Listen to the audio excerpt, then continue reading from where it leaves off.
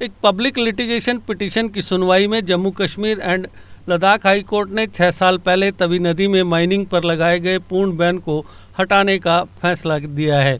इसके साथ ही सरकार को तवी में माइनिंग करने के लिए नियमानुसार कॉन्ट्रैक्ट जारी करने की इजाज़त दे दी है। तवी नदी के किनारों पर एनक्रोचमेंट रोकने की मांग को लेकर दायर पब्लिक लिटिगेशन पिटीशन पर Jammu Kashmir and Ladakh high court ने 17 नवंबर 2016 को माइनिंग पर पूर्ण बैन लगाया था। इसके बाद से कंस्ट्रक्शन मटेरियल के लिए जम्मू शहर आसपास के ज़िलों पर डिपेंड होकर रह गया था।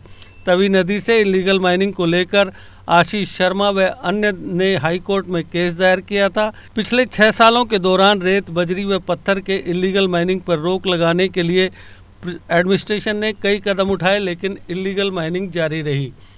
इस पूरे मामले पर विचार करने के लिए हाई कोर्ट के इंस्ट्रक्शंस पर सरकार की ओर से 2021 में एक कमेटी गठित की गई थी। इस कमेटी ने अपनी रिपोर्ट में बताया कि इसमें कोई दो राय नहीं कि तवी नदी से इलीगल माइनिंग हो रही है। यह भी जिक्र किया गया कि इलीगल माइनिंग पर बैन के चलते कुछ इलाकों में तवी का भू स्तर भी बढ़ गया है और कुछ जगह ज़्यादा रेत व बजरी पत्थर जमा होने से पानी की धारा भी बदली है। बाढ़ आने की सूरत में किनारों पर बसे लोगों के लिए खतरा पैदा होने की आशंका है।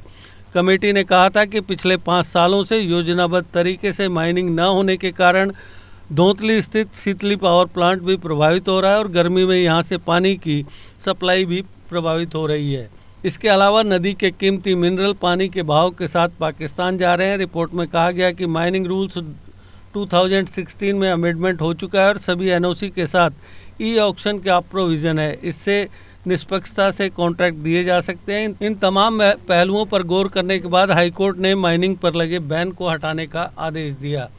इस पब्लिक लिटिगेशन पिटीशन पर सुनवाई के दौरान हाईकोर्ट की बेंच में शामिल चीफ जस्टिस पंकज मित्तल व जस्टिस संजय धर ने 17 नवंबर 2016 के आदेश में अमेंडमेंट करते हुए कहा कि सरकार को नियमानुसार तवी नदी से माइनिंग की इजाज़त देने की पूरी छूट जारी है। आपको बता दें कि जियोलॉजी एंड माइनिंग डिपार्टमेंट की ओर से तवी नदी को 32 ब्लॉक्स में बांटा गया है।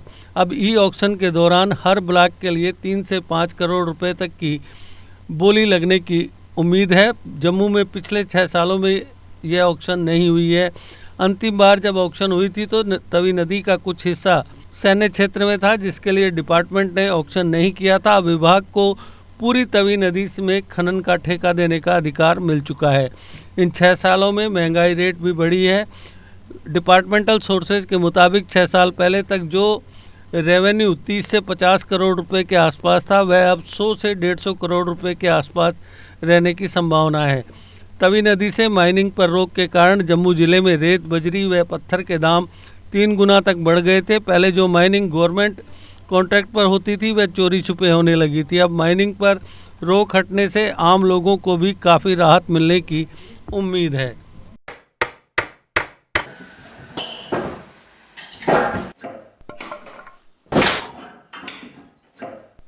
क्या बात है मिस्त्री, बड़ा परेशान लग रहा है। क्या बताएं बाबूजी, कई कंपनियों के कील लाए पर सभी के सभी टेढ़े हो जा रहे हैं। इन कीलों ने तो परेशान कर दिया है। परेशानी दूर करनी है तो आरके इंडस्ट्रीज के स्ट्राइक ब्रांड के कील और कब्जे ही उपयोग करो, जो देते हैं मजबूती की गारंटी। तो चले फिर स्ट्राइक ब्रांड के कील लेने। बिल्कुल, चलो।